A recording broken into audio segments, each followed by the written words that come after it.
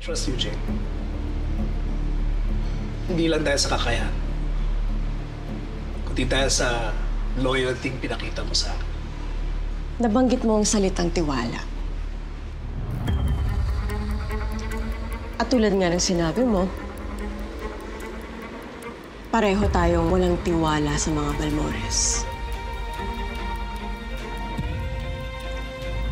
Isang tanong, isang sagot, attorney. Ikaw ba ang nag-utos na ipapatay si Judge Benito Balmores?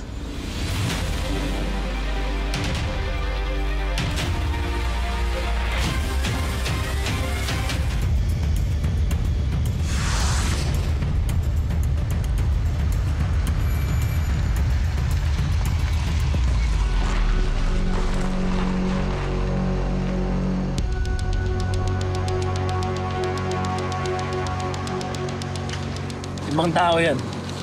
Maghanap ka na yung magtatrabaho dyan. Okay, boss. Pwede mo sabihin mo yung tirador mo? Tapusin yung trabaho niya.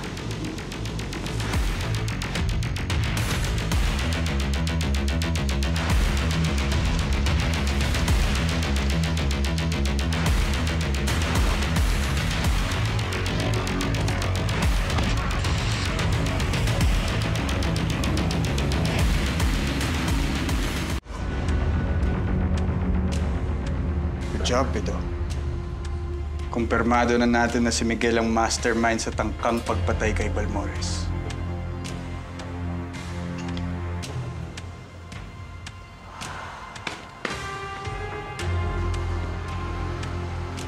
May i-lead ka na ba kung sino yung middleman ni Miguel?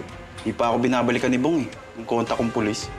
Yang taong yan ang mag-uugnay kay na Miguel at kay Atoy. Hanggat hindi sila kumakanta ni Atoy, wala tayong masasampang kaso laban kay Miguel. Madulas yung Atoy, Torny. 3 beses na tayo nalulusutan eh. Curious ako dito sa envelope na inabot ni Miguel sa middleman niya. Sino yung susunod na ipapatumba ni Miguel?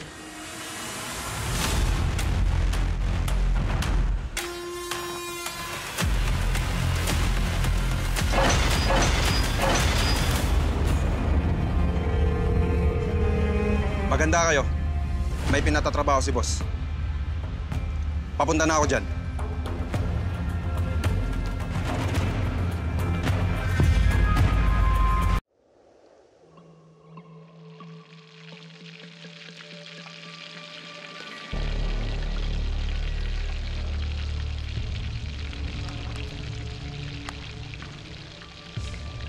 Oh, kausap mo na si Balad.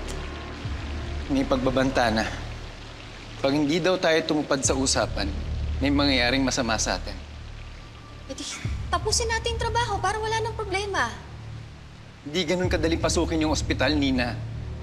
Sigurado gwardyado yun ng mga tao ni Brando. May paraan, Atoy. Paano? Paano? Akong papatay sa kanya. Nina, huwag ka na sumausa ho. Ayoko mapahamak ka. Pati lalo tayo mapapahamak pag di natin napatay yung judge na yun. Atoy, gagawin ko to para makalaya ka na kay Balad. Gagawin ko to para sa'yo. Para sa atin. Mahal na mahal kita, Atoy.